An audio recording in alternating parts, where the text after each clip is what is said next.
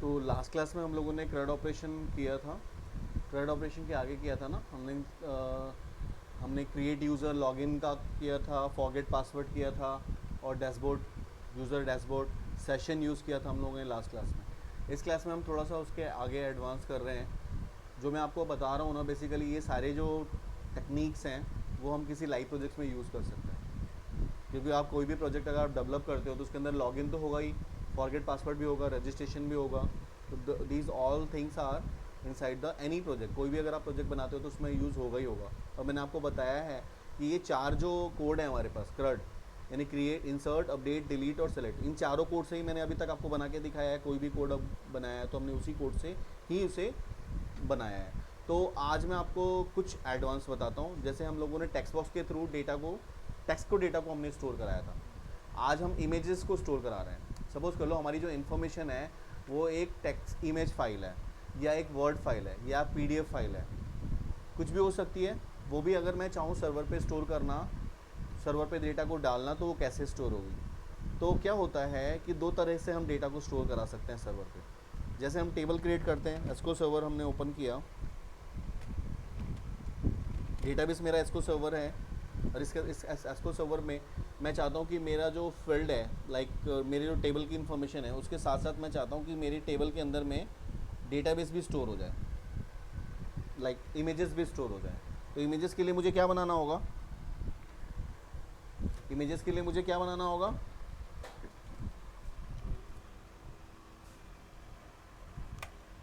Images के लिए हमें एक कॉलम क्रिएट करनी होगी ना। एक कॉलम के थ्रू तो हम इमेजेस स्टोर करा सकते हैं ना डेटाबेस में। तो मैं वो आपको बताने जा रहा हूँ कि डेटाबेस में कैसे एक इमेज को आप स्टोर कराओगे। तो मोस्टली ये प्रोजेक्ट यूज़ होता है जब हम कोई ऑनलाइन शॉपिंग वगैरह पोर्टल टाइप का बनाते हैं, तो वहाँ पे हम इन सब चीज़ों को ज़्यादातर यूज़ करते हैं।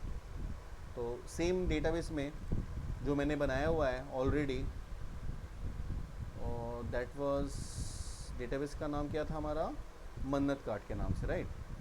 मन्नत डीबी था या कार्ट था, मन्नत डीबी के नाम से डेटाबेस है। उसी के अंदर हम एक प्रोडक्ट के नाम से एक टेबल बनाते हैं, हाँ, जिसको हम लोग अपने यहाँ से, अपने एंड से उसको सेव करेंगे, अपनी इन्फॉर्मेशन को। अब सेव कराने के लिए हमारे पास दो मैटर है, या तो मैं अपने इमेज को डायरेक्टली अपने एसक्यूएल सर्वर में स्टोर करूँ, या मैं उस इमेज को सर्वर पे सेव एज करूँ। सर्वर मतलब ये वाला पोर्शन, ये मेरा सर्वर है। अभी तो फिर लोकल सर्वर है, बाद में हम डेडिकेटेड सर्वर वगैरह यूज़ कर सकते हैं, क्लाउड सर्वर यूज़ कर सकते हैं। तो फ़िलहाल हम क्या करेंगे, जो मेरा टेक्निक रहेगा, मैं एक प्रोडक्ट के नाम से एक फॉर्म बनाऊंगा, प्रोडक्ट के नाम से हम टेबल बनाएंगे, प्रोडक्ट टेबल के अंदर में हम प्रोडक्ट की सारी इन्फॉर्मेशन डालेंगे, जो इमेजेस होंगी प्रोडक्ट की वो मैं सर्वर पे उसके नेम से मैं स्टोर करूँगा, ठीक है। और उसके साथ आप पूरा का पूरा CRUD ऑपरेशन परफॉर्म कर सकते हो जैसे ही इसको मैंने बताया। तो उससे पहले हम यहाँ पे एसक्यूएल सर्वर में एक टेबल क्रिएट कर लें उसी डेटाबेस में, जो हम लोगों ने डेटाबेस लिया हुआ है जिसका नाम क्या था, मन्नत डीबी। तो मैं यहाँ पे यूज़ करने जा रहा हूँ, यूज़ मन्नत अंडरस्कोर डीबी। ये ऑलरेडी बना हुआ है इसके अंदर में, ये जो टेबल है ये ऑलरेडी बना हुआ है इसके अंदर में मन्नत डीबी के नाम से। तो इसको मैं एग्जीक्यूट कराता हूँ, तो ये मन्नत डीबी के अंदर हम आ गए। ये डेटाबेस ऑलरेडी बनी हुई थी इसके अंदर में। इसी के अंदर मैं क्या करूँ, क्रिएट टेबल, राइट। टेबल का नाम मैं लेता हूँ प्रोडक्ट। बहुत सारे प्रोडक्ट मुझे डालने हैं, मैंने इसका नाम ले लिया प्रोडक्ट अंडरस्कोर मास्टर, क्योंकि I have to create multiple products in this table product master, जिसके अंदर में मैंने सबसे पहला कॉलम लिया PID, मतलब प्रोडक्ट आईडी। प्रोडक्ट आईडी मैंने ले लिया इंटीजर टाइप का होगा। और अगर आप चाहते हो कि ये जो प्रोडक्ट आईडी है वो अपने आप जनरेट हो, तो इसके लिए आप यहाँ पे आइडेंटिटी लगा दोगे तो अपने आप जनरेट होगा। लेकिन अगर आप ये चाहते हो कि मैं एक डेटा यहाँ पे इनिशियल डाल दूँ और उसको लेके वो नेक्स्ट आईडी खुद बनाए, ऑटो जनरेट करे, जो कि मेरे उस वहाँ से करे। अगर मेरा सपोज़ कर लो यहाँ पे मैंने 1001 एक रिकॉर्ड स्टोर कराया, तो दैट विल बी 1002 अपने आप जनरेट हो। तो मैं वो वाला भी आपको बता देता हूँ। तो उसके लिए मैंने यहाँ पे सपोज़ कर लो इंटीजर ही ले लिया, इंट है, इंट तो है ही, मैंने इसको प्राइमरी की स्पेसिफाई कर दिया प्रोडक्ट आईडी को। प्रोडक्ट का नेम ले लिया P_name, यानी प्रोडक्ट का नेम, जो कि होगा var char। और साइज़ में इसका दे देता हूँ प्रोडक्ट के नेम का 20, उसके बाद देता हूँ मैं प्रोडक्ट की कैटेगरी, तो P underscore category, category for what, मतलब जो भी प्रोडक्ट होगी उसकी कैटेगरी होगी ना, आइदर वो प्रोडक्ट इलेक्ट्रॉनिक होगा या फिर वो ग्रॉसरी होगा या फिर वो किचन प्रोडक्ट्स हो सकता है। तो हम हर को एक प्रोडक्ट को हम कैटेगराइज कर सकते हैं, हमारे लिए इजी रहेगा तो हम उस कैटेगरी के हिसाब से उस प्रोडक्ट को स्टोर कराएं। तो कैटेगरी नाम से हम लोगों ने एक कॉलम बना लिया जिसका भी हमने वैल्यू ले लिया वैर कैर, वैर कैर, और साइज़ में स्पेसिफाई कर लेता हूँ इस कैटेगरी का भी 20। वैसे अगर आप देखोगे, अगर आप लाइव प्रोजेक्ट पे काम करोगे तो उसका साइज़ मोर देन दिस होगा, जो भी आप वैल्यूज़ रखोगे वो उसके हिसाब से होना चाहिए, क्योंकि मैंने तो एक एग्जांपल के तौर पे लिया हुआ है। उसके बाद आपके पास क्या होगा, प्रोडक्ट का रेट होगा यानी कॉस्ट। कॉस्ट में मैंने यहाँ पे इंटीजर ही ले लिया, चाहो तो फ्लोट भी ले सकते हो। और प्रोडक्ट कॉस्ट के बाद मिलता हूँ प्रोडक्ट की क्वांटिटी। क्वांटिटी मतलब उसका अवेलेबिलिटी उसके अंदर में मेरे कितनी है। अगर मैं स्टॉक भी, अगर एज ए प्रोडक्ट मास्टर को एज ए स्टॉक भी मैं हैंडल करना चाहता हूँ कि अगर मैं 100 डाल देता हूँ, 100 प्रोडक्ट्स अभी मैंने परचेज़ किए वेंडर से तो 100 हो गया, और जैसे जैसे सेल हो वैसे वैसे एक क्वांटिटी इसकी लेस होती चली जाए। ये एक मास्टर हो गया ना। अब मान लो ये 100 मैंने किसी वेंडर से 100 प्रोडक्ट ख़रीद लिया, मोबाइल कैटेगरी हो गई और मोबाइल का जो नाम हो गया वन प्लस एक मोबाइल है, और उसका जो कैटेगरी है वो क्या है, मोबाइल है, इलेक्ट्रॉनिक मोबाइल लिख लेते हैं कैटेगरी में। और क्वांटिटी एक हमने प्रोडक्ट कोड दे दिया, एक क्वांटिटी दे दी इसकी 100। अब जब भी हम सेल करेंगे तो क्या होगा, सेल टेबल एक बनाएंगे जहाँ पे हम सेल की इन्फॉर्मेशन स्टोर करेंगे, और जब भी सेल होगा तो वो आएगा यहाँ से प्रोडक्ट की क्वांटिटी उठाएगा, अवेलेबिलिटी देखेगा कितना 90, एक सेल हुआ तो 90 -1, 5 सेल हुआ तो 90 -5, दैट द वैल्यू, जो भी वैल्यूज होगी वो यहाँ पे आएगा और यहाँ पे क्या करेगा, अपडेट कर देगा। अपडेट यानी कि उस वैसे सेल वहाँ पे जनरेट होगा, एक साइड 2 कोडिंग चलेगी, उस टेबल में सेव करेगा, इस टेबल में अपडेट कर देगा। नेक्स्ट टाइम जब सेल होगा तो 90 -5 85 इसकी वैल्यू यहाँ अपडेट हो गई। नेक्स्ट टाइम जैसे सेल करेगा फिर उसमें से माइनस करेगा। हाँ, और मैं चाहता हूँ कि इसमें कोई हम ऐसा लगा दें, कोई ऐसा मैं वैलिडेशन लगा दूँ कि जैसे वो 10 पे पहुँचे ऑटोमेटिकली सेल के बाद यूज़र को एक अलर्ट मैसेज दे, यानी कि रिस्पॉन्स डॉट राइट करके हम अलर्ट दिखा देंगे जैसे ही वो 10 होगा, यानी quantity less than equals to 10, तो वहाँ पे एक पॉपअप आ जाए कि your this product, this category product has been going down, जो आप मैसेज दिखाना चाहते हो। तो आप अपना परचेजिंग करो, यूज़र को भी दिख जाएगा कि भाई परचेज करने के लिए बोल रहा है, तो ये हम ये कोड यहाँ पे लगा सकते हैं। तो क्वांटिटी में मैंने ले लिया इंटीजर, और मैं चाहता हूँ कि उसका प्रोडक्ट का क्या आ जाए, उसका इमेज वगैरह भी आ जाए, तो p_img इमेज ले लिया मैंने, ठीक है। और इमेज जो मैं ले रहा हूँ उसको भी मैं ले लेता हूँ nvarchar ले लेता हूँ मैं, nvarchar size will be maximum ले लेता हूँ मैं, क्योंकि मुझे किसी के लिए क्या करना है, यहाँ पे एड्रेस स्टोर करना है। मैं यहाँ पे इमेज नहीं स्टोर करूँगा, अगर मुझे इमेज स्टोर करनी होगा तो मैं इसका डेटा टाइप क्या दूंगा, इमेज। तो इमेज फॉर्मेट में, वो बिटमैप फॉर्मेट में वो स्टोर हो जाएगा इमेज आपकी। लेकिन एस्को सर्वर काफ़ी एक्सपेंसिव होता है। अगर हम एस्को सर्वर के अंदर में हम इमेज को भी स्टोर करेंगे ना तो बहुत ज़्यादा कॉम्प्लिकेशंस बढ़ जाएंगे आपको डेटा रिट्रीव करने में, प्लस इसके चार्जेस भी ज़्यादा होते हैं। तो हम क्या करते हैं, वहाँ इमेजेस को हम इमेजेस के एड्रेस को यहाँ स्टोर करेंगे, इमेज के एड्रेस को उसको मैं यहाँ स्टोर करूँगा, और एक्चुअल इमेज को कहाँ स्टोर करूँगा, सर्वर पे। क्लियर है, ये मैंने एक टेबल बना दिया। और मैं चाह रहा हूँ कि यहाँ पे 2 चीज़ें मैं करेंगे आज हम लोग। एक तो प्रोडक्ट आईडी मेरी ऑटो जनरेट हो, इमेज मेरी सेव हो सर्वर पे सेव हो, अपलोड हो, और यहाँ पे उसका एड्रेस स्टोर हो जाए। वैसे ही मैं रिट्रीव भी करना चाहता हूँ, राइट। तो इसे हम एग्जीक्यूट करा देते हैं पहले। ये हो गया। नाउ अब हम आते हैं अपने यूआई पेज पे।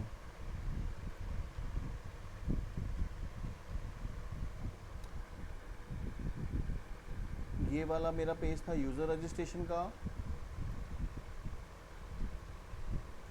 इसके अलावा जितने भी पेजेस हैं मैं क्लोज कर देता हूँ, ठीक है। ये मेरे पास एक पेज है, जिसमें 4 कोडिंग हम लोगों ने पहले की हुई है CRUD ऑपरेशन की। इसी के साथ मैंने आपको बोला था कि जितने भी कोड्स आपके बनते हैं इस 4 कोड से ही जनरेट होते हैं, है ना। इसीलिए मैंने इसे ओपन रखा है, बाकियों को मैंने क्लोज कर दिया। नाउ अब मैं अपने एक पेज को डिज़ाइन करने जा रहा हूँ। ऐड करते हैं न्यू आइटम, प्रोडक्ट के लिए करना है मुझे। एक तरह से हम लोग एक ई शॉपिंग कार्ट सिस्टम पे काम कर रहे हैं, यानी सबसे पहले हम लोगों ने यूज़र रजिस्ट्रेशन पेज बनाया, फिर हम लोगों ने एडमिन का पेज बनाया। अब एडमिन जब लॉगिन करेगा तो एक पर्सनलाइज पेज पे जाएगा जहाँ पे वो सारी चीज़ें को प्रोडक्ट को ऐड कर सकता है। तो प्रोडक्ट को ऐड करने के लिए जो हम मास्टर पेज के थ्रू बना लेते हैं, जो डिफ़ॉल्ट के बाद आ रहा है ना, डिफ़ॉल्ट के बाद आ रहा है, तो web form with master page ले लेते हैं। इसका नाम हम ले लेते हैं क्या, product, PROUDCT, product underscore master. Product master के नाम से हमने पेज ऐड कर लिया। ये मास्टर पेज के थ्रू है, ये मास्टर पेज ऑलरेडी मेरा पहले से बना हुआ था तो मैंने इसको ले लिया। अगर आपको नहीं समझ में आ रहा हो तो प्रीवियस वाला वीडियो देखोगे तो समझ में आ जाएगा। मैंने जो प्रोजेक्ट लिया था, अभी 3-4 मैंने सीरीज़ में जो वीडियोस डाली हुई हैं वो एक ही वर्क का, एक ही प्रोजेक्ट का एक पूरा पार्ट है वो, ठीक है। तो मेरे पास ये देखो, ये पेज आ गया। अब इस पेज को मैं एज़ पर द रिक्वायरमेंट उसको डिज़ाइन करने जा रहा हूँ। ये मेरी रिक्वायरमेंट यहाँ पे क्या है, हमने जो डेटाबेस बनाया वो रिक्वायरमेंट है मेरी, राइट। ये मेरे कुछ कॉलम्स हैं टेबल के अंदर में, इसके अकॉर्डिंगली मैं बनाना चाहता हूँ, जिसके अंदर में कितने कॉलम है, 1 2 3 4 5 6 कॉलम चाहिए, 6 रोज़ चाहिए हमें। यहाँ पे मुझे 6 रोज़ चाहिए, तो मैं यहाँ पे टेबल में आता हूँ, ऐड करा, तो मैंने 6 की जगह पे यहाँ पे 8 रोज़ ले लिया, 2 मैंने एक्स्ट्रा ले लिए और 3 कॉलम्स ले लिए, ओके कर दिया। ये मेरे पास आ गया टेबल। इस टेबल को मैं सिलेक्ट करता हूँ और सिलेक्ट करने के बाद अपने अकॉर्डिंगली इसको रीसाइज करके इसको हम सेंटर पे कर देते हैं। रीसाइज करके मैंने सेंटर पे कर दिया इसको, जस्टिफाई,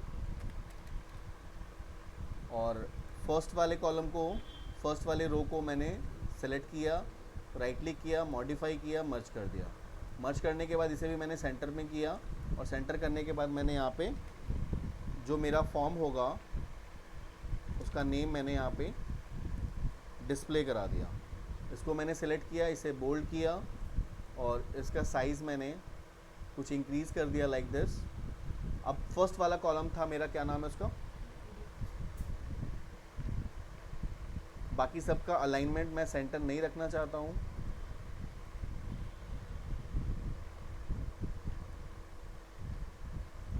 राइट जस्टिफाई कर दिया। प्रोडक्ट का क्या था, प्रोडक्ट आईडी सबसे पहला कॉलम था। उसके बाद है मेरा प्रोडक्ट, इसे कॉपी कर लेते हैं, दोबारा भी ज़रूरत पड़ेगी। प्रोडक्ट, फिर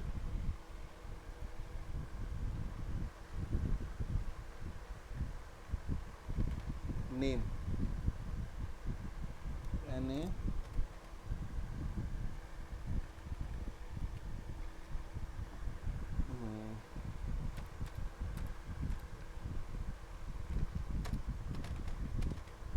product name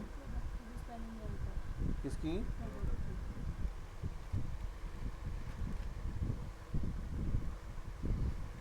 product ID, product name, उसके बाद क्या था,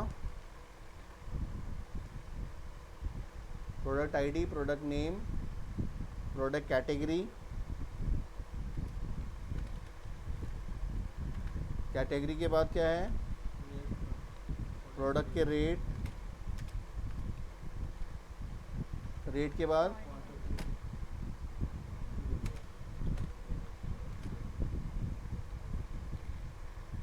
क्वांटिटी, और क्वांटिटी के बाद प्रोडक्ट की इमेज। ये मेरे कुछ फील्ड्स थे, मैंने फील्ड्स डाल दिए। उसके हिसाब से मुझे क्या चाहिए, टेक्स्ट बॉक्सेस,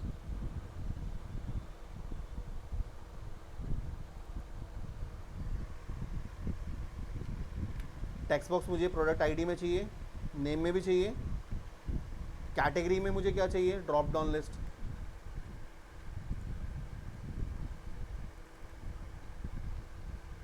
उसके बाद रेट्स के अंदर मुझे टेक्स्ट बॉक्स चाहिए, क्वांटिटी में भी टेक्स्ट बॉक्स चाहिए, और इमेज के अंदर मुझे क्या चाहिए, क्योंकि मुझे यहाँ पे इमेजेस अपलोड करवाना है ना, इमेजेस अपलोड कराना है, तो मुझे उसके लिए यहाँ पे फाइल अपलोड नाम से कंट्रोल होगा, वो आपको लेना होगा। This one is file upload. और उसके बाद नीचे आपको बटन चाहिए सबमिशन का, ताकि आपकी इमेज जो है वो डेटाबेस में सबमिट हो जाए और आपकी पूरी इन्फॉर्मेशन सबमिट हो जाए। और आप चाहते हो कि आपकी जो इमेजेस जो सबमिट हुई है वो आपको दिखे यहाँ पे। If you want to show the uploaded images, तो आपको यहाँ पे अब देखना चाहते हो तो यहाँ पे एक मैंने ले लिया है, और जो कॉलम्स लिया था उसको यहाँ पे मॉडिफाई करके मर्ज कर देता हूँ मैं, और यहाँ पे मैं एक इमेज कंट्रोल लेने जा रहा हूँ। इमेज कंट्रोल मैं यहाँ से ले लेता हूँ। इमेज कंट्रोल जो मैं ले रहा हूँ, इसकी प्रॉपर्टी में जाके जितना बड़ा मैं इमेज जिस रिजोल्यूशन पे मैं दिखाना चाहता हूँ, इसका हाइट और विड्थ मैं यहाँ पे शो कर देता हूँ। मैं 200 हाइट और 200 विड्थ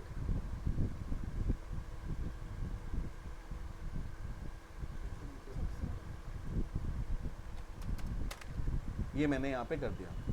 ये मेरी डिज़ाइनिंग एट्रीब्यूट हो गई ऑलमोस्ट, राइट। तो अब कुछ चेंजेस कर लेते हैं इसकी प्रॉपर्टी। यहाँ पे जो टेक्स्ट बॉक्स है पहला वाला, ये किसके लिए था, आईडी के लिए था। मैं यहाँ पे सोर्स में कर लेता हूँ तो ज़्यादा इजी रहेगा मेरे लिए। This is txt PID product ID. Second वाला किसके लिए है, इमेज वन, अच्छा वो तो इमेज वन उसके लिए था। ये प्रोडक्ट नेम है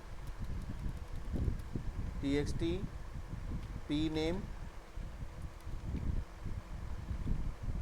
प्रोडक्ट नेम हो गया। ये ड्रॉप डाउन लिस्ट है, इसको DDL ही रहने देते हैं, प्रोडक्ट डेटा लिस्ट 1 रहने देते हैं। ये मेरे पास आ गया प्रोडक्ट का rate, this is txt p rate, product के रेट हो गए। ये क्या था मेरा, प्रोडक्ट की क्वांटिटी, तो मैं लेता हूँ txt p qty और इमेज। ये मेरा फाइल अपलोड 1 है, इसको ऐसे रहने देते हैं। और मेरे पास जो बटन था उस बटन की प्रॉपर्टी चेंज कर लेते हैं, btn सबमिट, और उसका जो टेक्स्ट था उसको मैं कर देता हूँ यहाँ पे सबमिट। ठीक है, ये हो गया मेरा।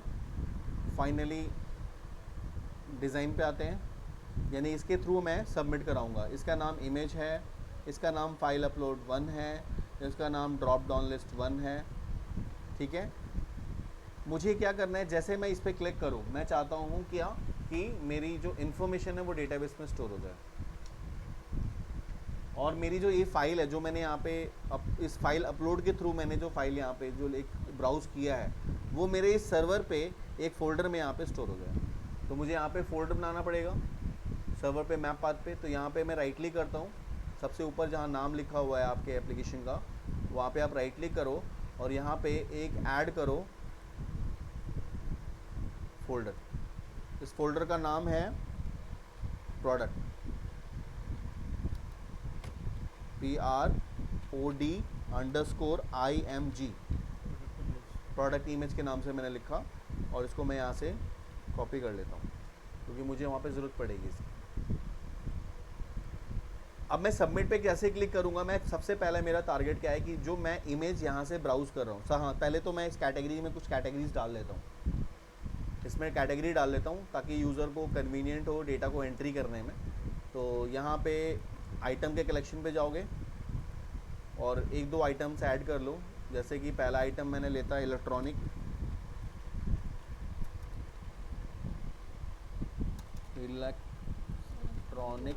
ठीक है, पहला इलेक्ट्रॉनिक प्रोडक्ट ले लेते हैं और दूसरा ले लेते हैं बुक्स। बुक्स के अंदर में बुक्स आ जाएंगी सारी,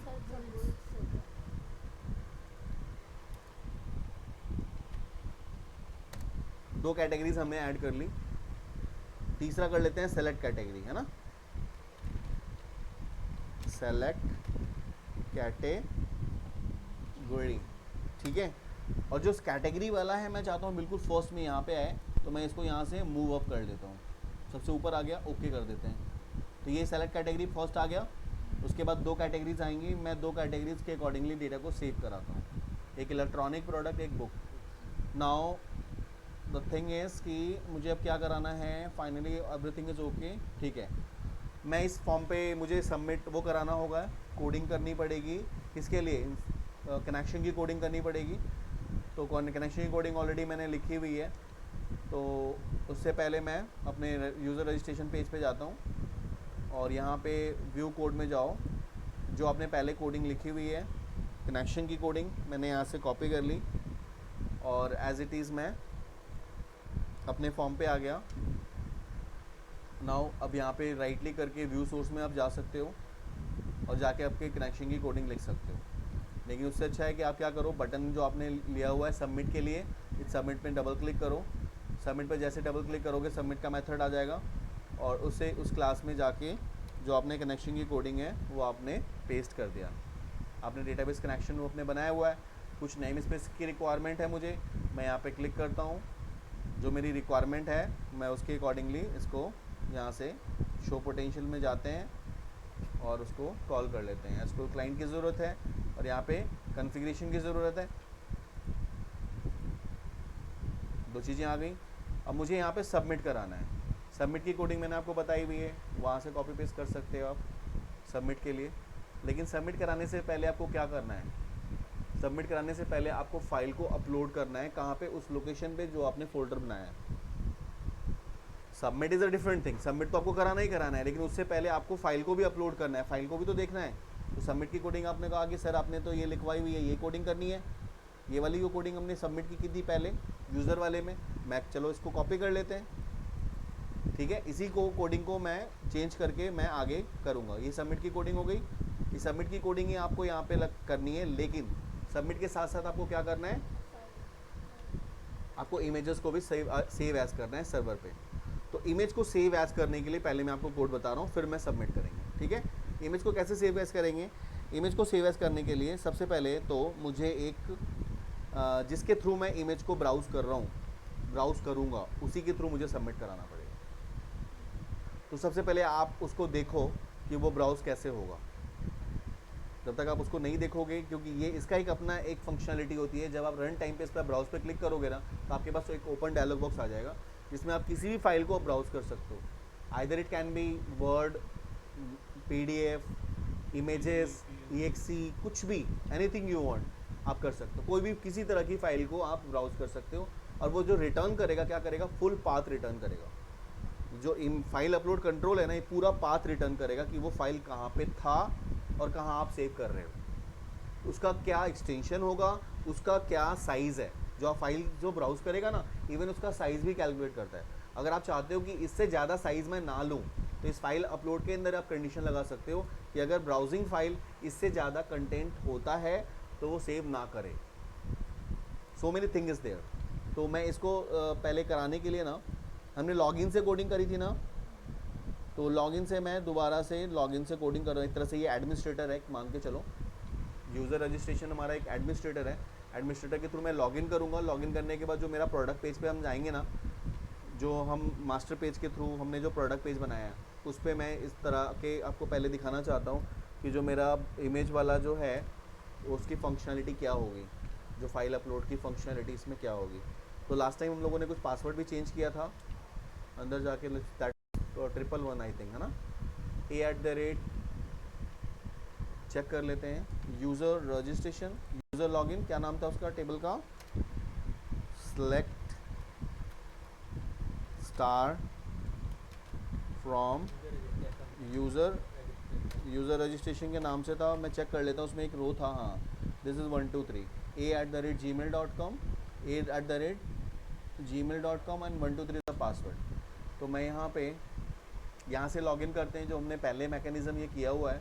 अच्छा, हम लोगों ने उसको मेन्यू नहीं बनाई है अभी तक, उसमें प्रोडक्ट का मेन्यू तो हमने बनाया नहीं है, तो शो नहीं करेगा ना।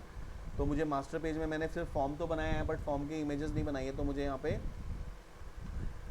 मास्टर पेज के थ्रू हमने ये यूज़ किया है, तो मास्टर पेज में जाते हैं और यहाँ पे जाके एक मेन्यू उसके लिए भी बना लेते हैं, ठीक है। यहाँ से कॉपी किया, पेस्ट किया, इसका नाम रख देते हैं क्या, प्रोडक्ट।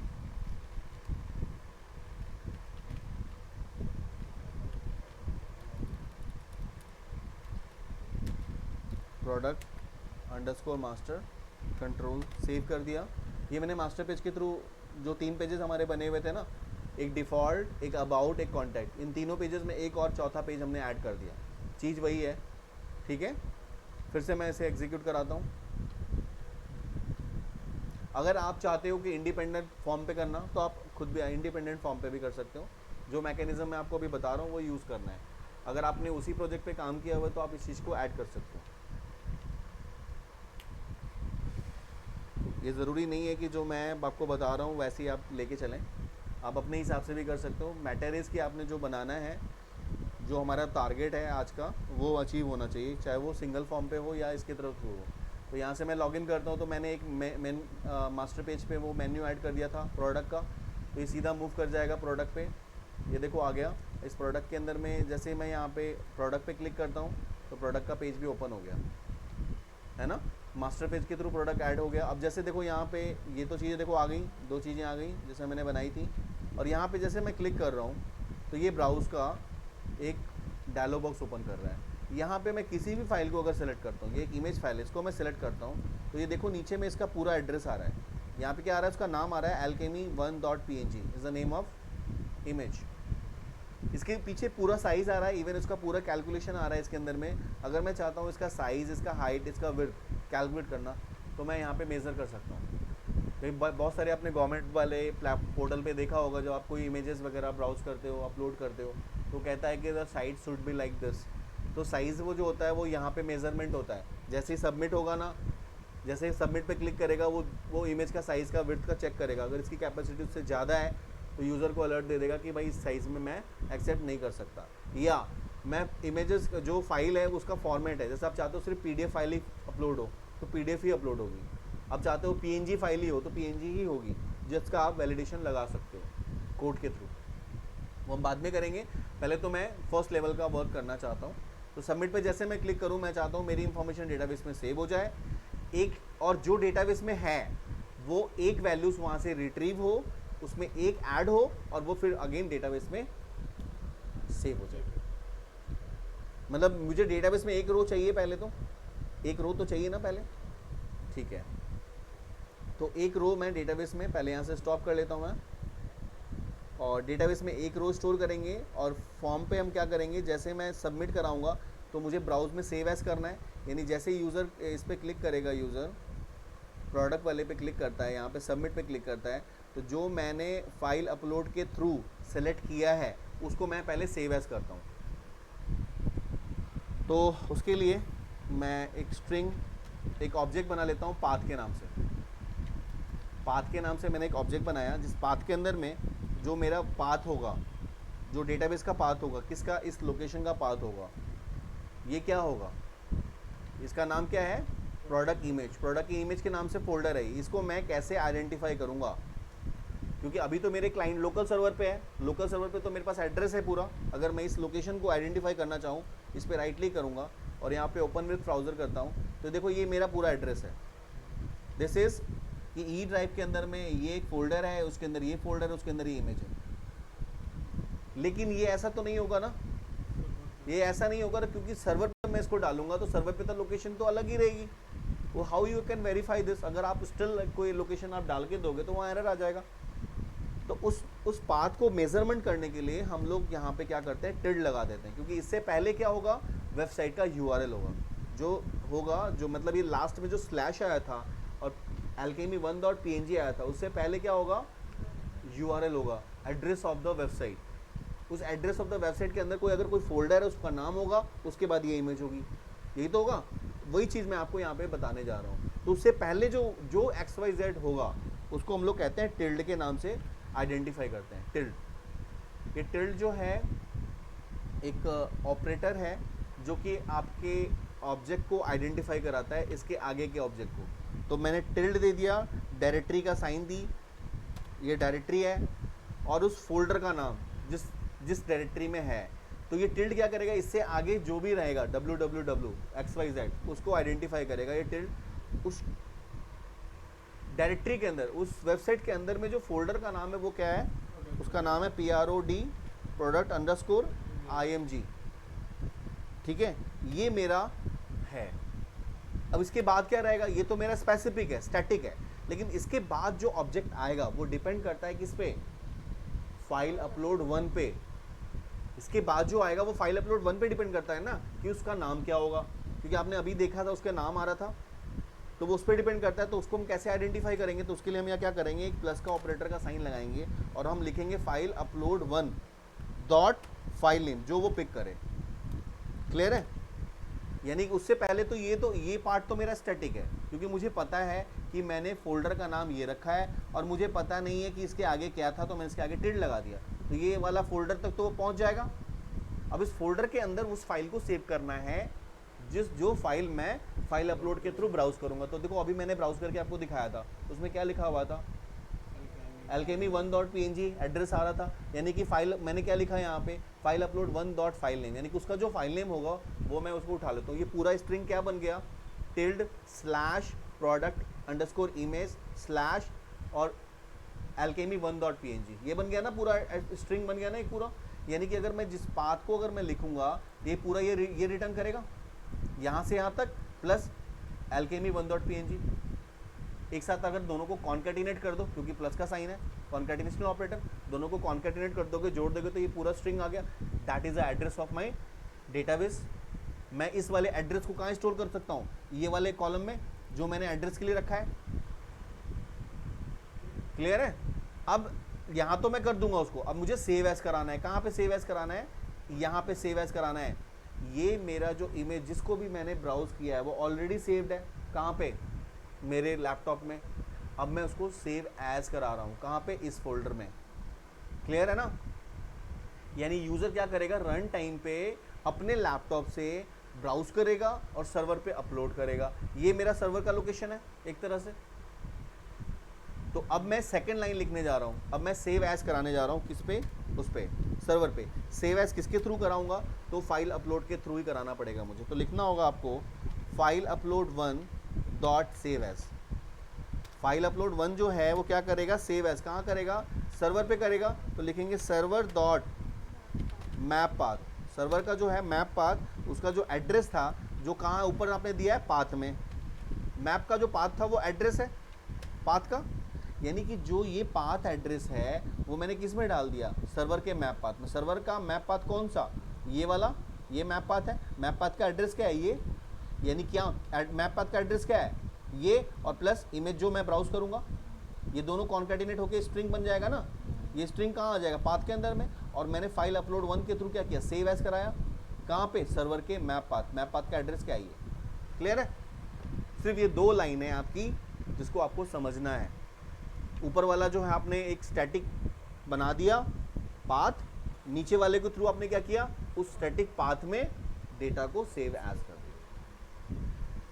जो मेरा ये पाथ है इसको मैं डेटाबेस में सेव स्टोर करा दूंगा। ठीक है, यहां तक आपका हो गया इमेज को अपलोड करना, सर्वर पे सेव एज कराना। बस ये 2 लाइन की कोडिंग के थ्रू हो गया। अगर आपको लगता है कुछ वैलिडेशंस लगाना है तो इसके बाद आप वैलिडेशंस लगा सकते हो, क्योंकि जब तक आप इसका स्ट्रेंथ नहीं आएगा तब वैलिडेशन नहीं लगा सकते। तो ये तो यहाँ तक हो गया कि आपकी जो फाइल जो आपने ब्राउज की थी वो इसमें यहाँ पे सेव हो गई। अगर मैं अभी देखूंगा, आपको रन करा के दिखाऊंगा अभी आपको, तो आप देखोगे कि आपकी फाइल यहाँ तक सेव हो गई। अब मैं चाहता हूँ सेव होने के बाद मेरी इमेज दिख भी जाए। सेव यहाँ तो सर्वर पे इस फोल्डर पे सेव हो गया, अभी मैंने डेटाबेस में सेव नहीं कराया, अभी मैंने सर्वर के इस लोकेशन में सेव करवा दिया। अब मैं चाहता हूँ कि मेरी इमेज जो है वहाँ दिख भी जाए। एड्रेस किस में आ रहा है, पाथ के अंदर। अगर मैं यहाँ पे लिखता हूँ, जो मैंने ऑब्जेक्ट कंट्रोल लिया था, इमेज के नाम से था वो, image1 डॉट इमेज का URL, एड्रेस ही तो मार्क डालेंगे ना इसमें। URL का मतलब क्या होता है, एड्रेस। तो URL में हम क्या डालते हैं, पाथ। पाथ में तो एड्रेस आ रहा है, तब पाथ जो मैं एड्रेस डालूंगा, पाथ के अंदर ये पूरा का पूरा एड्रेस है जो कि मेरे इस फोल्डर में स्टोर कर रहा है। अब इस फोल्डर से वो ब्राउज करके कहाँ दिखा देगा, यहाँ पे पाथ में पूरा एड्रेस हो गया। और इमेज का नाम क्या है, ये वाला ना, ये वाला इमेज का नाम है ना, image1।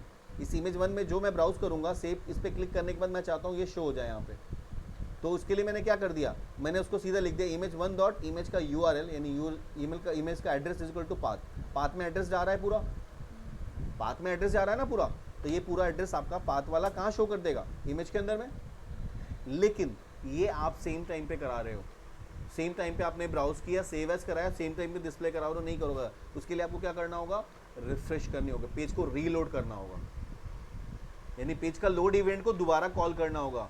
तो अगर मैं किसी इवेंट में हूँ, बटन के क्लिक सबमिट इवेंट पे हूँ, और मैं इस इवेंट में चाहता हूँ इस इवेंट को कॉल करना, पेज लोड को, क्योंकि जब तक पेज रीलोड नहीं होगा, क्योंकि अभी आपने क्या किया, सेव एज कराया ना, यहाँ पे लोकल फोल्डर में सेव एज कराया है, जब तक उसको आप रीलोड नहीं करोगे आपका वो ऑब्जेक्ट नहीं आएगा।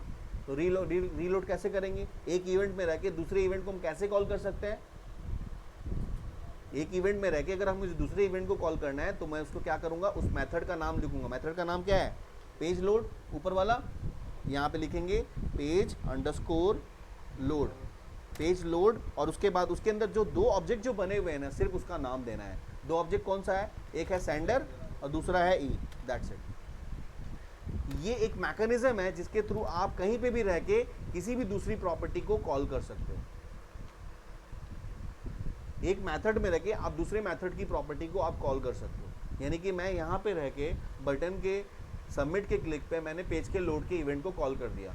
तो पेज का लोड इवेंट क्या है, इसमें तो कोई कोड लिखा नहीं है, लेकिन नॉर्मली पेज का लोड क्या करता है, पेज लोड करता है किसमें, मेमोरी में। जब मेमोरी में लोड करेगा तो जो मैंने सेव एज कराया है उस फोल्डर में वो आ जाएगा, क्योंकि मेमोरी में तो लोड कराना जरूरी है ना। अगर मेमोरी में लोड नहीं हुआ तो how you can retrieve the images on display on the image control, क्योंकि मेमोरी में होना जरूरी है। तो इसलिए मैंने उसको पेज लोड इवेंट को कॉल कर दिया ताकि वो मेमोरी में चला जाए। ठीक है, this is a code to show the browse the image and show on the image control. ये सिर्फ ये 2-4 लाइन की कोडिंग के थ्रू आप ये कर सकते हो, लेकिन अभी मैंने सेव नहीं कराया है डेटाबेस में। इसको एक बार एग्जीक्यूट करके देखते हैं।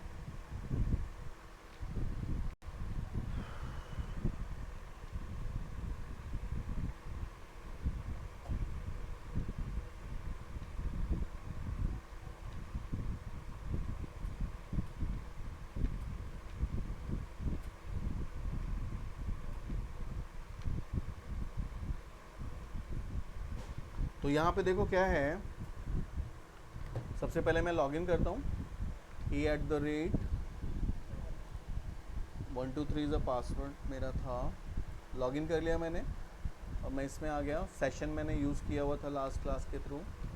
प्रोडक्ट पे मैं गया, यहाँ से मैं अभी तो मैंने कोई उसका भी नहीं डाला हुआ है, फ़िलहाल कोई भी इन्फॉर्मेशन हम डाल लेते हैं, और ना भी डालें तो फ़र्क नहीं पड़ता। मुझे मैटर देखना है कि यहाँ से मैं ब्राउज़ करूँ और जो भी मैं इमेज ब्राउज़ करूँ वो इमेज मेरी यहाँ पे शो हो जाए, यही है ना। तो मैं यहाँ पे कोई भी इमेज को, यहाँ पे ये वाला इमेज सेलेक्ट कर रहा हूँ, ओपन कर दिया, ये इमेज का आ गया। जैसे मैं यहाँ पे सबमिट पे क्लिक करूँगा, मेरी इमेज उस फोल्डर में चली गई और साथ में यहाँ पे शो हो गई। ठीक है, यानी कि जो आप ब्राउज़ करोगे सबमिट के क्लिक पे आपकी इमेज सर्वर पे भी सेव हो गई और आपके साथ में यहाँ पे भी आपके डिस्प्ले भी हो गया। दो चीज़ें हो गई। अब मैं देखना चाहता हूँ कि सही में मेरी इमेजेस उस फोल्डर में स्टोर हुई है, तो आप यहाँ पे राइट क्लिक करके इसके ओपन उस पर चले जाओ, फोल्डर पे चले जाओ। किस फोल्डर में सेव कराई थी आपने, इमेज वाले पे। देखो आपकी इमेज ये वाली आ गई यहाँ पे, यानी वहाँ पे से भी चला गया और वहाँ पे भी चला गया, यानी हमारे सर्वर पे सेव हो गई, सेव एज हो गई, सर्वर पे चला गया इमेज और शो भी हो गया। नाउ अब मुझे जो डेटा है उसको मुझे क्या करना है, डेटाबेस में भी सेव करना है। अब डेटाबेस में सेव करने से पहले मुझे काउंटिंग करनी है।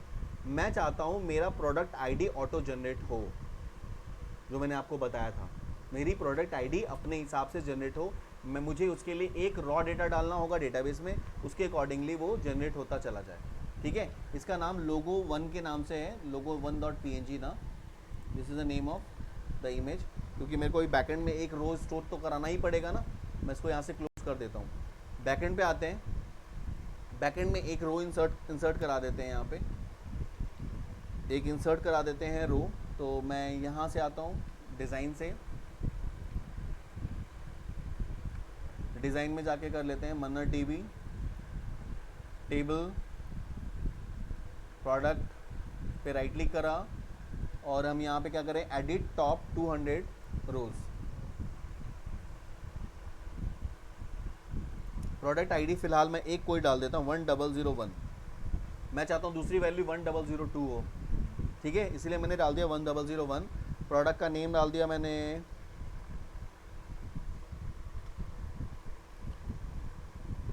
एल्केमी, प्रोडक्ट की कैटेगरी डाल दी मैंने इलेक्ट्रॉनिक,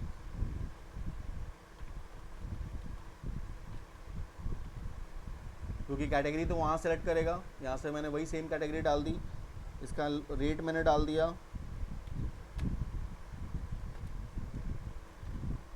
2000, क्वांटिटी हमारे पास में 100 पीसेस हैं, और उसकी इमेज का एड्रेस मुझे स्टोर कराना है। तो इमेज जो यहाँ पे एक्चुअल में जो स्टोर होगा इमेज का एड्रेस वो क्या होगा, टिल्ड डायरेक्टरी PROD जो उसका नाम था अंडरस्कोर IMG स्लैश जो मैंने अब कॉपी किया था उसका नाम .PNG।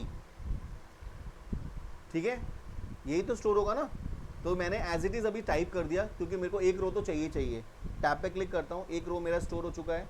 अब मैं यहाँ से इसे क्लोज कर देता हूँ, अब इसकी रिक्वायरमेंट नहीं है। अब मुझे क्या करना है सेकेंड स्टेप उसमें, कि मैं जो मेरी जो इमेजेस हैं, जो मेरा रो है वो एक रो इंक्रीमेंट हो। इंक्रीमेंट की कोडिंग पहले कर लेते हैं, फिर इंसर्ट की कोडिंग करते हैं। तो इंक्रीमेंट करने के लिए मुझे क्या करना होगा, और वो इंक्रीमेंट करने के लिए मैं चाहता हूँ कि पेज जैसे ही पेज लोड हो मेरा एक वैल्यू इंक्रीमेंट होके मेरे वहाँ पे फॉर्म पे दिख जाए, यानी कि जो मैं एंट्री करूँ तो यहाँ पे पेज के लोड यानी रन कराते ही मेरी एक वैल्यू डेटाबेस से फेच करे और यहाँ दिखा दे।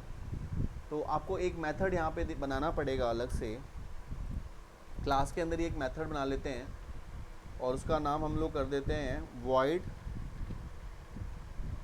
और इंक्रीमेंट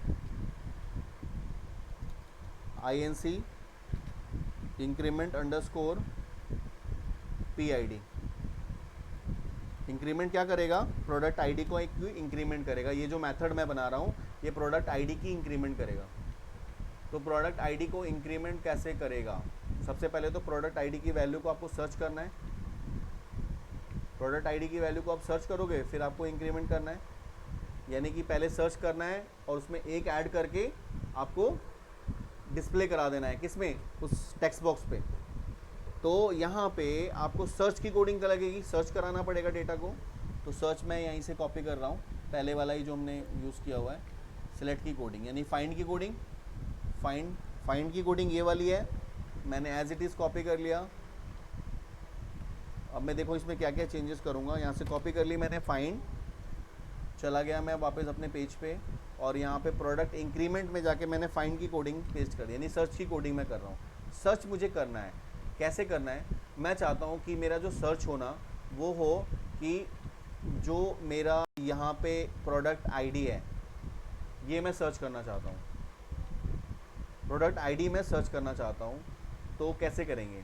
प्रोडक्ट आईडी को सर्च करने के लिए प्रोडक्ट का नाम, टेबल का नाम क्या है, प्रोडक्ट मास्टर। तो यहाँ पे हम क्या लिखेंगे, सेलेक्ट क्या, प्रोडक्ट आईडी। आपको सिर्फ प्रोडक्ट आईडी करना है।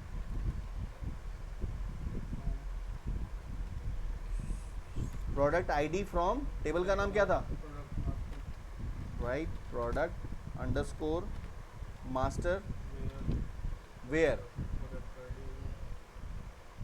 मुझे सारे करने हैं ना अब, लेकिन उसमें मैं करना चाहता हूँ असेंडिंग ऑर्डर में, कि मैं लास्ट वाली वैल्यू को पिक करूँ। तो select product ID from product master, order by product ID. अगर आप ऐसा लिखते हो तो ये असेंडिंग ऑर्डर में, ऑर्डर बाय क्या करेगा, ऑर्डर बाय आईडी का मतलब हो गया असेंडिंग ऑर्डर में। असेंडिंग ऑर्डर में यानी कि less than to greater than. तो ग्रेटर देन पे जहाँ कर्सर का पॉइंटर होगा, चाहे वो वैल्यू कोई भी हो, वहाँ पे आ जाएगा। अभी उसमें एक ही वैल्यू है तो वो उसी पे आएगा। अब सपोज कर लो उसमें 101 और 102 तो दो रिकॉर्ड होते, तो ये ऑर्डर वाइज क्या करता, वो लास्ट वाले 102 को उठा लेता, पिक कर लेता। इस कोड से क्या होगा, अगर आप चाहते हो सबसे लास्ट वाली वैल्यू उठानी, तो यहाँ पे क्या कर दो, order by DCS, descending, order by DCS product ID. तो डिसेंडिंग में वो करेगा। मुझे असेंडिंग में करना है तो असेंडिंग के लिए आपको लिखने की ज़रूरत नहीं पड़ती है, आपको सिर्फ ये कोड लिखना है। ये तो हो गया। वेयर का कोई क्लाउज है ही नहीं यहाँ पे, कमांड ले लिया, ठीक है। पैरामीटर कोई पास करने की कोई ज़रूरत ही नहीं थी मुझे, पैरामीटर भी मैंने पास नहीं किया, इसको भी हटा देते हैं, ठीक है। अब हम आते हैं रीडर पे।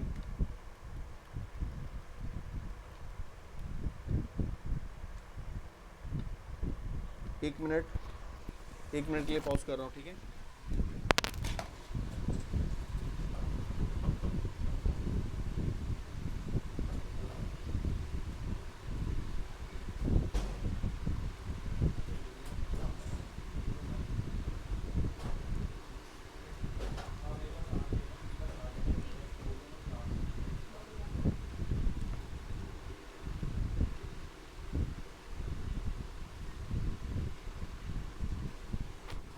तो अभी हम कहाँ पे थे, जो मेरी वैल्यूज़ थी प्रोडक्ट आईडी मेरे पास में सर्च कर लेगा, एज इट इज़ मैंने कमांड ले लिया। अब यहाँ पे चूँकि कोई पैरामीटर नहीं था तो मैंने पैरामीटर नहीं डाला है, इसके लिए मैंने पैरामीटर वाला कॉलम हटा दिया। अब मैं सारी वैल्यूज़ को, जितनी भी मेरी प्रोडक्ट आईडी होगी, मैं प्रोडक्ट आईडी किस में लोड कर रहा हूँ, डीआर के अंदर। और डीआर के थ्रू आपने क्या करा, वाइल के अंदर एग्जीक्यूट, अपने कनेक्शन वगैरह लगाया, प्रॉपरली वाइल में आए। अब मैं चाहता हूँ कि जो मेरी वैल्यूज़ है ना वो मेरी कहाँ पे दिखे, उस टेक्स्ट बॉक्स में दिखे। तो यहाँ तो ये कंडीशन लगाने की ज़रूरत है ही नहीं, क्योंकि इफ़ का तो मुझे काम ही नहीं है, एल्स का भी मेरे को कोई वर्क नहीं है, इसको मैंने डिलीट कर दिया। इसका भी मुझे कोई वर्क नहीं है, मैंने डिलीट कर दिया।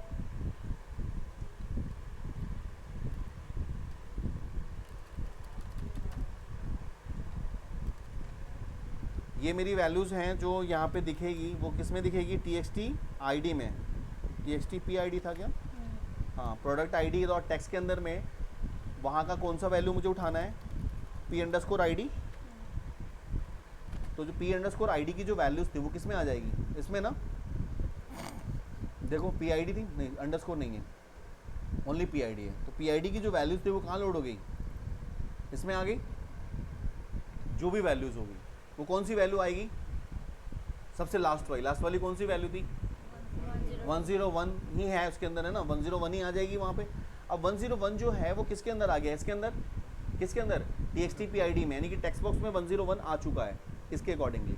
am I राइट ना, क्योंकि कोड तो यही बोल रहा है, कोड तो ये बोल रहा है कि आपने ऑर्डर बाई लगाया है, तो ऑर्डर बाई का मतलब हो गया कि उसका जो लास्ट वैल्यू होगा वो किस में आ गया, टीएक्सटी पीआईडी में। अब मैं चाहता हूँ जो मेरी वैल्यूज़ आई हैं उसमें एक इंक्रीमेंट हो जाए, उसमें एक इंक्रीमेंट हो जाए। तो इंक्रीमेंट हो जाए तो उसके लिए हम क्या करते हैं, यहाँ पे मैं लेता हूँ इंट आई, एक ले लिया, और मैंने क्या किया, इंट डॉट पार्स किसकी वैल्यू, टीएक्सटी पीआईडी की वैल्यू। यानी टीएक्सटी पीआईडी की जो टैग का टेक्स्ट था ना उसको मैंने किस में चेंज कर दिया, टाइप कास्टिंग कर दी ना उसकी, मैंने टाइप कास्टिंग कर दी कि जो उसकी वैल्यूज़ होगी वो वैल्यूज़ किसके अंदर में आ जाएगा, चेंज हो जाएगा किसमें, जो भी टेक्स्ट की वैल्यू थी वो उसका इंट में कन्वर्ट हो गया, राइट ना, आई में आ गया। कौन सा, 1001 आई में आ चुका है इस टाइम पे। फिर मैं क्या करता हूँ, I equals to I plus 1, तो क्या करेगा, आई की वैल्यू क्या थी, 101, 1001 प्लस 1 इक्वल्स टू 1002। अब आई की वैल्यू कितनी होगी, 1002। और फाइनली मैं जो आई की वैल्यू थी वो मैं किस में डालना चाहता हूँ, प्रोडक्ट आईडी में। सेम कोड आ रहा है नीचे, टैप कर दो, आ गया,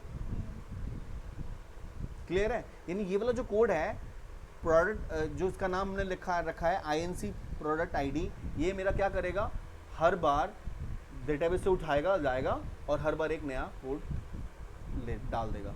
इसको मैं कहाँ कॉल करना चाहूँगा, पेज के लोड पे, यानी पेज जैसे ही लोड होगा वहाँ पे आईएनसी पीआईडी के नाम से जो मैंने बनाया है इंक्रीमेंट प्रोडक्ट आईडी, मैंने पेज के लोड पे डाल दिया, तो वो डेटाबेस से उठाएगा और वो दिखा देगा।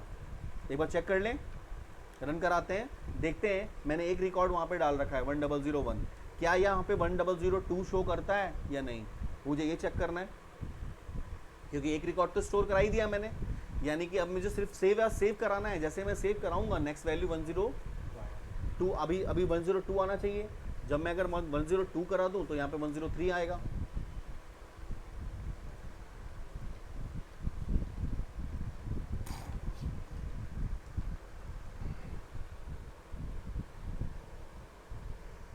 प्रोडक्ट वाले पे जाते हैं, कुछ हमने मिस्टेक किया हुआ है। इनवैलिड कॉलम नेम, कॉलम का नेम या प्रोडक्ट आईडी के नाम से तो कोई कॉलम है ही नहीं ना, हमने पी आईडी के नाम से कॉलम रखा हुआ है, पी आईडी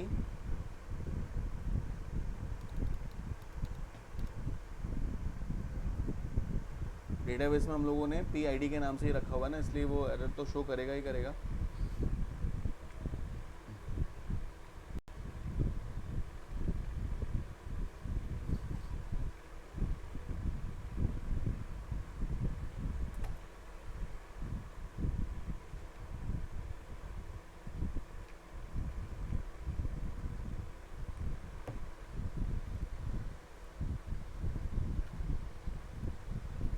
लॉगिन,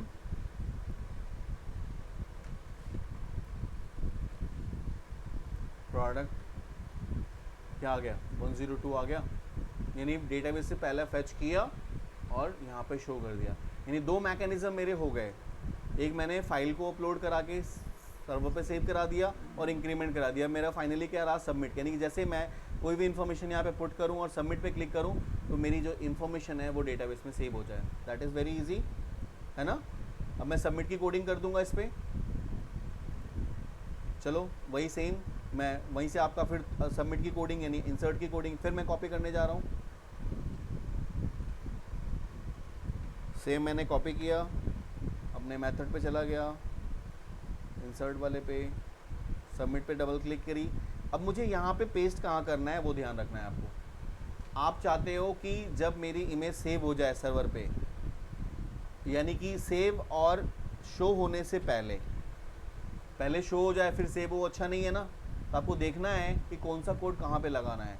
आप चाहते हो पहले सेव एज हो जाए, यहाँ तक सेव हो गया, उसके बाद शो होने से पहले यानी पेज को लोड होने से पहले हो जाए, यानी इसके बीच में आपको यहाँ पे अपने इंसर्ट वाली कोडिंग को यूज़ करनी होगी, है ना। नॉर्मल सी बात है कि पहले हम सेव एज कराएंगे, सेव एज कराने के बाद डेटाबेस में भी सेव कर लेंगे।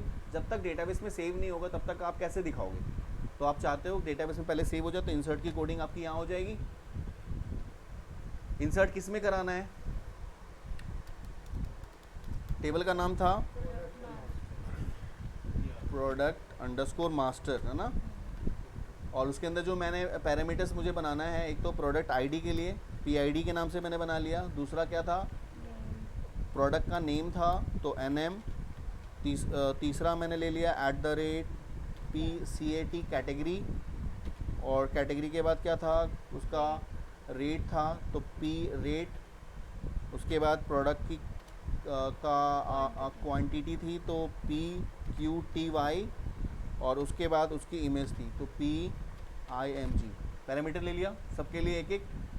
नाउ कनेक्शन, ठीक है, कनेक्शन भी वही है, कमांड भी ले लिया। अब मैं यहाँ पे मैं चेंजेस कर रहा हूँ, मैं जैसे जैसे मेरे फील्ड्स हैं उसके हिसाब से मेरे को डेटा डालना पड़ेगा। तो ये पहला वाला जो था वो किसके लिए था, TXT प्रोडक्ट की आईडी के लिए डॉट टेक्स्ट, है ना। प्रोडक्ट की आईडी के लिए प्रोडक्ट का टेस्ट, तो यहाँ पे क्या आ जाएगा, जो ऊपर पैरामीटर में ले रखा है PID। सेकंड वाला क्या था, प्रोडक्ट का नेम NM, है ना। और NM के अंदर में यहाँ पे क्या पास हो रहा है, TXT name dot text, name के नहीं NM है शायद,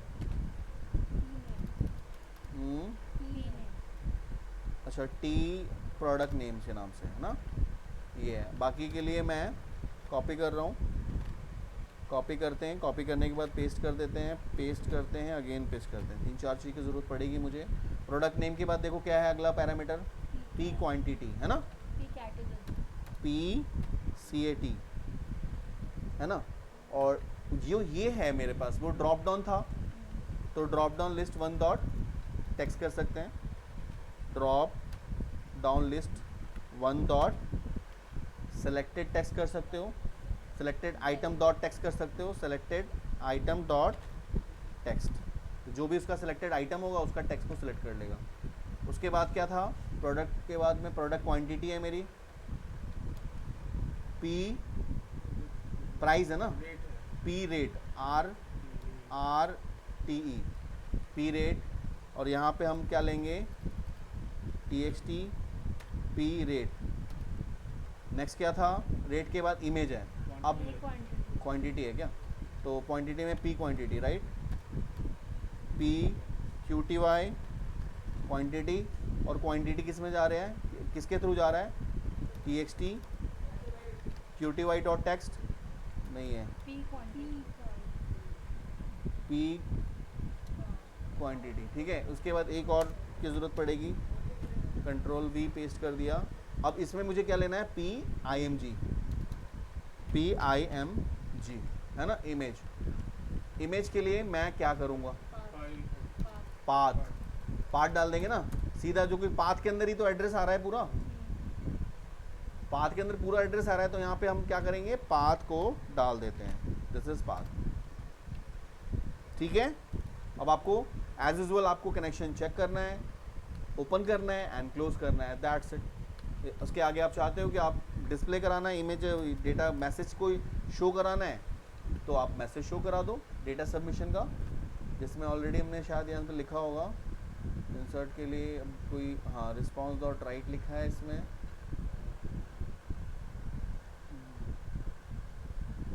इसमें हमने नहीं पास किया है। तो अगर आप चाहते हो कि आपकी इमेजेस आपके मतलब मैसेज भी आ जाए तो आप मैसेज भी पास कर सकते हो, और नहीं चाहते हो तो आप छोड़ दो, आपकी मर्जी है, यूज़र की रिक्वायरमेंट है। कभी आप लेबल वगैरह भी ले सकते हो, लेबल में भी मैसेज आप यहाँ पे डिस्प्ले करा सकते हो। तो ये देखो, अभी तो हमने एक काम रह गया हमारा, वो क्या रह गया कि मैं चाहता हूँ कि जैसे सबमिट हो जाए, सबमिट होते ही डेटा रिफ़्रेश हो जाए, सारे टेक्स्ट बॉक्स की वैल्यू गायब हो जाए या रहे भी, और नेक्स्ट वैल्यू आ जाए, नेक्स्ट वैल्यू आ जाए।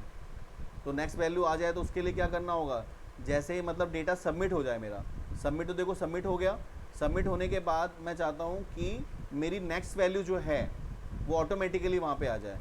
इमेज तो आपने अपलोड करा ही दिया है, आपको शो हो रही है, तो यहाँ पे हम क्या कर देंगे, INC इंक्रीमेंट वाला कॉल कर देंगे, यानी रिपीट अगेन वो क्या करेगा, जैसे सबमिट कर देगा, सबमिट होने के बाद नेक्स्ट वाला जाएगा, इंक्रीमेंट करके उठा के दिखा देगा। उससे पहले आप प्रीवियस वाली वैल्यू को, टेक्स्ट को ब्लैंक करना चाहते हो, आप ब्लैंक कर लोगे, लेकिन अभी फ़िलहाल हम लोगों ने इमेजेस भी दिखा रखी है, तो थोड़ा सा इमेजेस को फिर दिखाने का फिर कोई काम नहीं है। अगर आप इस तरह से इंक्रीमेंट कराते हो तो इमेज दिखाने का फिर वो वर्क नहीं रहेगा। ये दोनों चीज़ें मैंने आपको इकट्ठे बता दी, तो इस चीज़ को समझ लेना, रिक्वायरमेंट के अकॉर्डिंगली कोडिंग करना।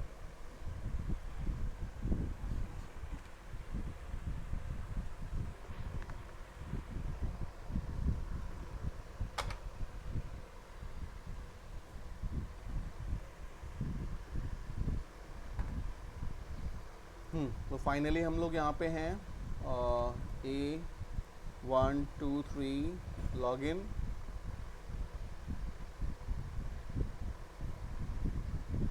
प्रोडक्ट 102 है मेरे पास में, प्रोडक्ट का कुछ भी हम ले लेते हैं, प्रोडक्ट का नेम,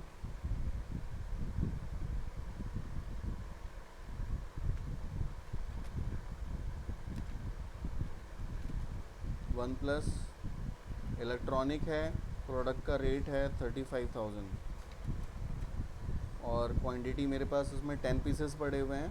तो यहाँ से मुझे प्रोडक्ट का इमेज को ब्राउज़ करना है,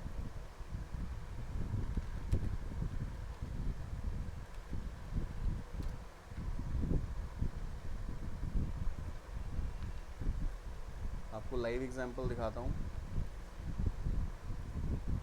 है ना। कोई भी इमेज ले लेते हैं, इसको हम सेव एज कर देते हैं, कहाँ पे, डेटाबेस में फ़िलहाल सेव एज कर देते हैं, ये डेस्कटॉप पे सेव एज कर देते हैं, ठीक है। इसका नाम डाउनलोड के नाम से चलेगा, कोई इशू नहीं है मुझे, या मैंने सेव एज कर दिया है। मेरी जो इमेजेस है मैं उसको ब्राउज़ करना चाहता हूँ, यहाँ से ब्राउज़ पे क्लिक किया, कहाँ पे मैंने सेव किया था, डेस्कटॉप पे, OnePlus के नाम से,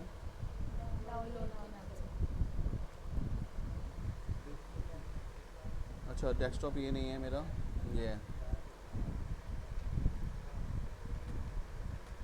ये है, मैंने ब्राउज़ कर लिया, ओपन किया, यहाँ पे आ गया। जैसे मैं सबमिट करूँगा, अब देखोगे सबमिट करोगे तो ये इमेज आ जाएगा OnePlus का, वो मोबाइल का, और ये टेक्स्ट तो ऐसे ही रहेगा, और यहाँ पे 103 आ जाएगा, 1003 आ जाएगा, क्योंकि मैंने अभी इस टेक्स्ट को रिलीज़ नहीं किया है, इसलिए नहीं होगा। क्लिक किया, देखो आ गया, ये इमेज 4 आ गई, इमेज आ गई, और ये 103 आ गया, पूरा प्रीवियस वाला डेटा है। तो हट जाना चाहिए, इसमें कोड नहीं लिखा ना हमने, हटाएंगे तो फिर इसका दिखाने का ज़रूरत नहीं है ना फिर। तो मैंने वही आपको बताया अभी कि अगर आप ये चाहते हो कि 103 आ गया तो ये सारा डेटा रिलीज़ कर दो, ताकि वो नया डेटा इंसर्ट करे, है ना। तो उसके लिए आपको जस्ट यहीं पे कोड करना है, जो आपने इंक्रीमेंट लिखा था, इंक्रीमेंट करने से पहले वो सारे टेक्स्ट बॉक्स की वैल्यू ब्लैंक कर दो यहाँ पे, यानी कि txt प्रोडक्ट आईडी का टेक्स्ट जो होगा वो क्या होना चाहिए, इक्वल्स टू ब्लैंक होना चाहिए। txt name dot text equals to blank. txt quantity dot, सबको ब्लैंक करना पड़ेगा ना तुम्हें, तभी तो नया डेटा डालोगे। txt रेट कोड है, उसके लिए मेथड फिर बनाना पड़ता है फॉर ईच कंट्रोल के थ्रू। फॉर ईच वाला जो बताया था ना लूप होता है, फॉर ईच लूप, उसके थ्रू कर सकते हो। क्वांटिटी हो गया, रेट हो गया, नेम हो गया, सारे हो गए ना। तो उसके थ्रू तुम ये कराने के बाद कर्सर का पॉइंटर, अब ये तुम चाहते हो कि उसको लॉक कर दो, तो इसको तुम यहाँ पे लॉक कर दो ताकि तुम यहाँ से चेंज ना कर सको इसको। तो इसको यहाँ पे उसका रीड ऑनली कर दो, रीड ऑनली ट्रू, तो वो चेंज नहीं होगा उसमें। कर्सर का पॉइंटर कहाँ पे आ जाए, प्रोडक्ट के नेम पे चला जाए। तो कर्सर का पॉइंटर यहाँ पे प्रोडक्ट के नेम पे भेज दो। उसके बाद txt p name dot focus.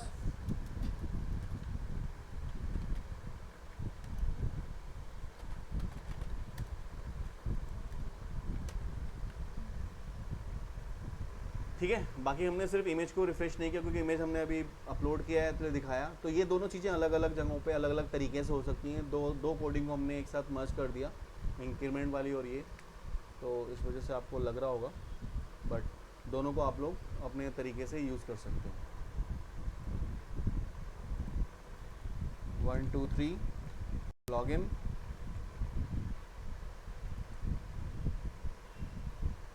मेरे पे दो रिकॉर्ड डेटाबेस में स्टोर हो चुके हैं, 101 और 102। तो देखो 103 दिख रहा है आपको यहाँ पे। कोई भी अगर आप लेते हो वन प्लस का है, दूसरा ही ले लेते हैं कैटेगरी, ये भी इलेक्ट्रॉनिक है और इसके रेट हैं 40,000 45,000। और एक और इमेज डाउनलोड कर लेते हैं।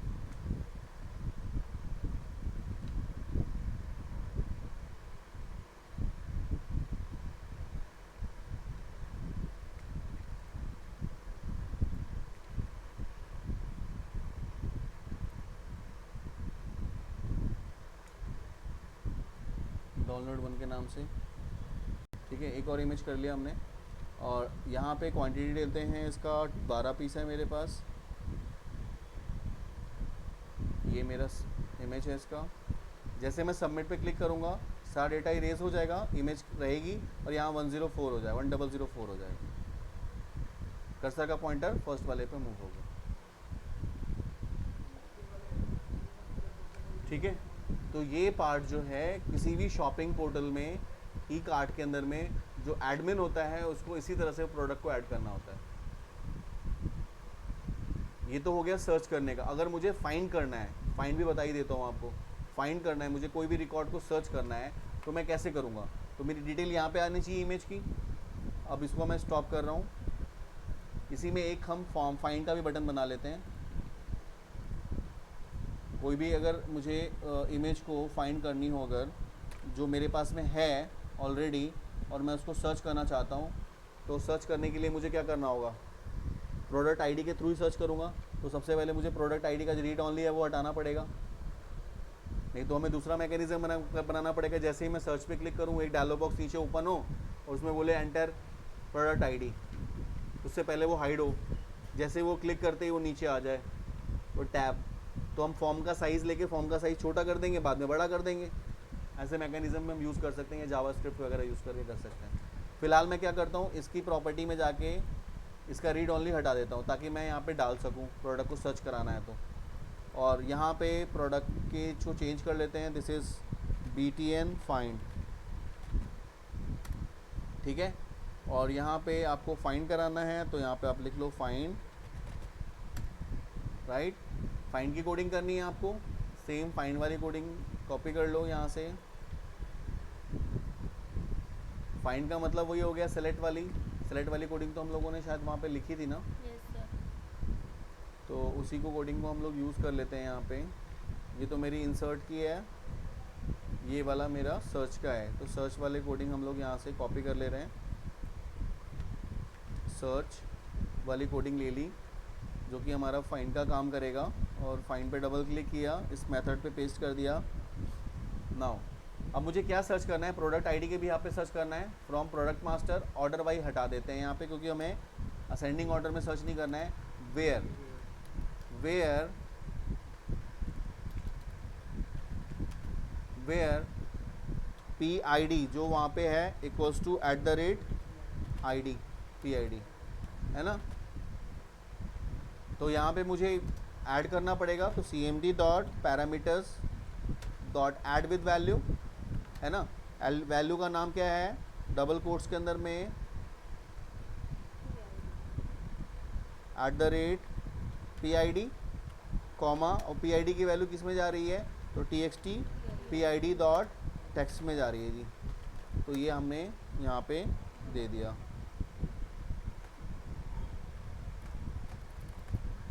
Dot text.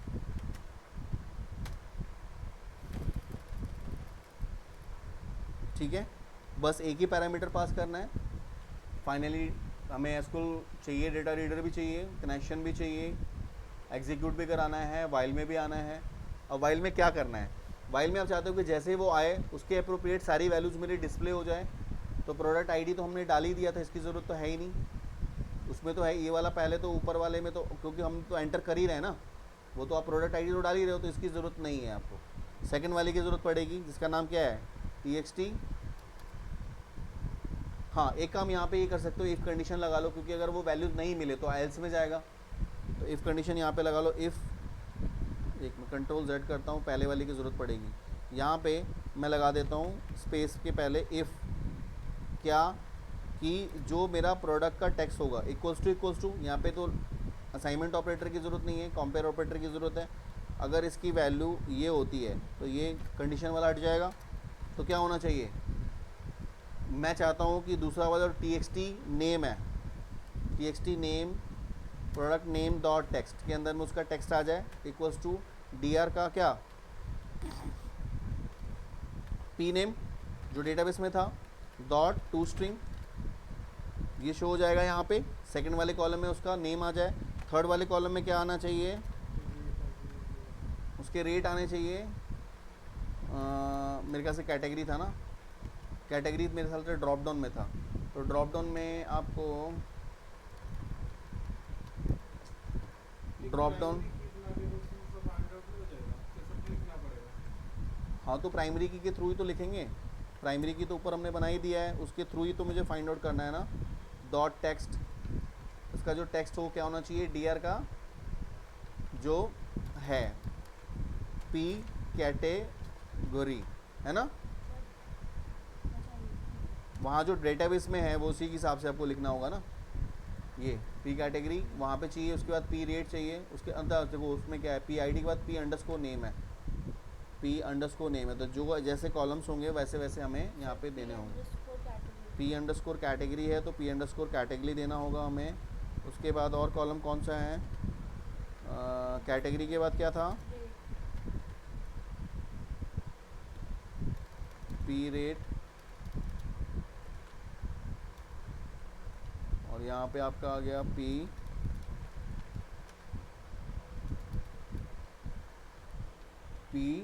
रेट, है ना। उसके बाद और क्या था, रेट के बाद क्वांटिटी थी ना, टी एक्स टी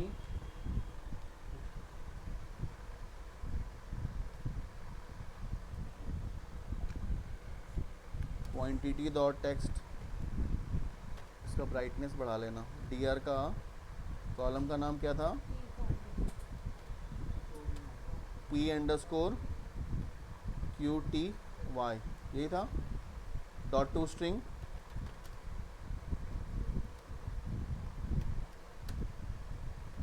और फाइनली मेरा इमेज जो था, इमेज में मुझे इमेज शो कराना, जो मेन मैटर मेरा था इमेज दिखाने का आपको।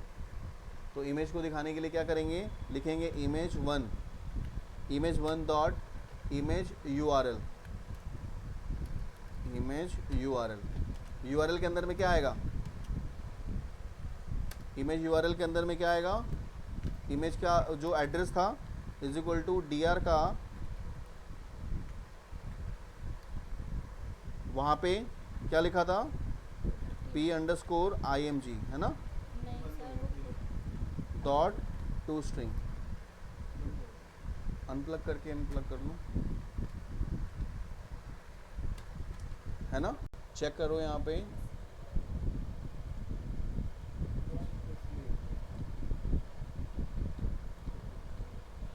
ये था ना प्रोडक्ट IMG पी इमेज ना, तो देखो पी इमेज के नाम से हमने लिया हुआ पी इमेज, तो ये आपका यहाँ पे इमेज हमारी शो कर जाएगी। और अगर आप इसमें एल्स में लिखना चाहो तो एल्स में आप इमेज ना दिखे तो एल्स की इमेज में आप वो लिख लो कि एल्स की इमेज ना शो हो, है ना। ये है कोड फाइंड का, इसको हम एग्जीक्यूट करा के देखते हैं एक बार। तो ऑलमोस्ट फिर हम लोगों ने देख लिया इसके अंदर वो सारी चीज़ें हो गई हैं जो कि एक प्रोडक्ट बेस पे हो सकती हैं। तो ये एडमिन पैनल का काम हो गया हमारा, जिसमें हम कई सारे प्रोडक्ट कैटेगरीज ऐड कर सकते हैं, प्रोडक्ट ऐड कर सकते हैं, उसको हम लोग मॉडिफाई कर सकते हैं, एडिट में हम मॉडिफाई कर सकते हैं, है ना। और डिलीट करना चाहें तो डिलीट भी कर सकते हैं। 1 2 3 login,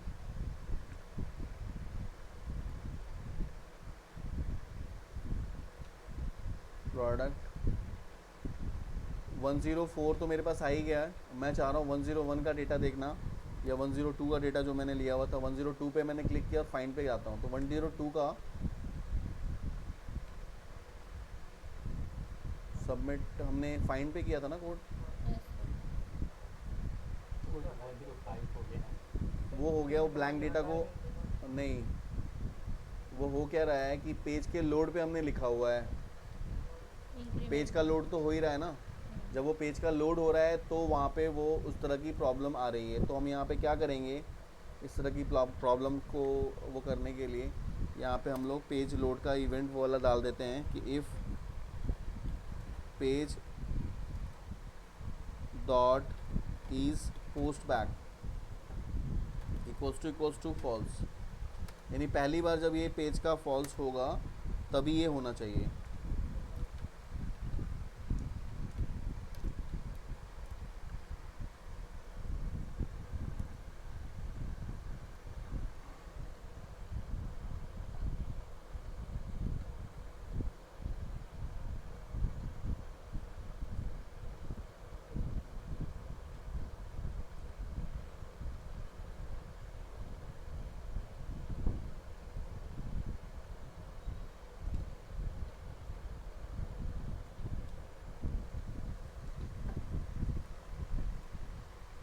one two three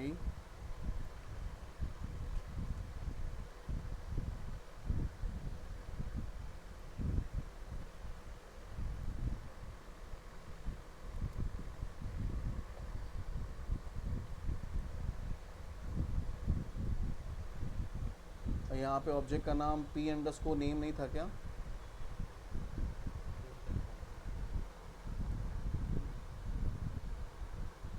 P underscore name तो है,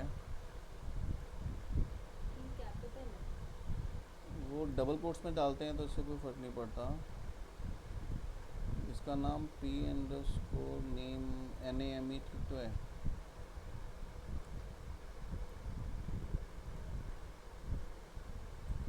PID P name product master ही है ना टेबल का नाम, product master.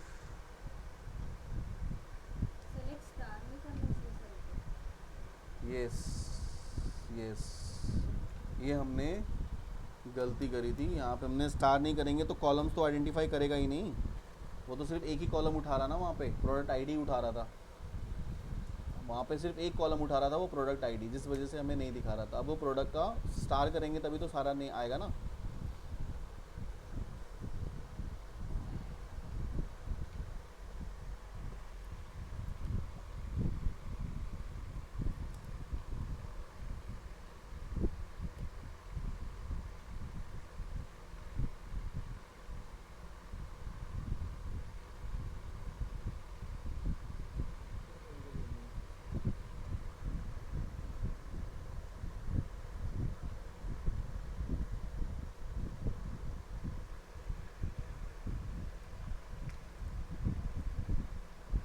One two three login,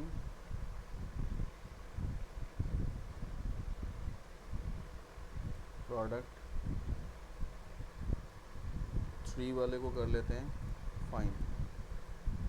देखो 3 का आ गया ना सारा, कि ये था वन प्लस इलेक्ट्रॉनिक और ये उसकी इमेज। लेकिन सर वो इंक्रीमेंट हुआ है अभी भी, आपने वो 3 टाइप किया लेकिन वो 4 आया है। अच्छा, तो वो इस वजह से आ गया ना, क्योंकि हमारे को वो हमने, क्योंकि वो दूसरी बार जब कॉल हुआ तो वो ट्रू फॉल्स हो गया। तो एक्चुअली क्या है, हमने दो कोड को ना एक साथ मर्ज कर दिया। अच्छा। जो ऐड का काम होता है वो अलग फॉर्म पे होगा और ये काम अलग फॉर्म पे होंगे, तो दोनों को मैंने मर्ज कर दिया। मैंने, मेरा कंसर्न था कि आपको ये दिखाऊं कि how we can find the data, हम अप्रोप्रिएट डेटा हम कैसे फाइंड आउट करेंगे। तो हम इस तरह से फाइंड आउट कर सकते हैं। अगर हमें 1 का डेटा को फाइंड करना है तो 1001 करके मैं फाइंड करूँगा। तो 1 में इमेज, 1 का में इमेज जो PNG की स्पेलिंग एक्चुअली गलत गलत होगी, इस वजह से नहीं आई। अगर आप 2 का करोगे तो 2 का भी फाइंड आउट कर लेगा। 2 का करते हो तो 2 का देखो 2 का डेटा आ गया, है ना। 3 का डेटा अगर करते हो, 4 का डेटा करते हो तो 4 का डेटा आ गया। तो वो एक्चुअली दोबारा से हो जा रहा है। फर्स्ट टाइम होगा तो फर्स्ट टाइम में दिक्कत नहीं होगी, सेकंड टाइम में पोस्ट बैक फॉल्स हो रहा है, जिस वजह से ये प्रॉब्लम आ रही है। तो इसको करो आप लोग एक बार, स्टॉप करूँ।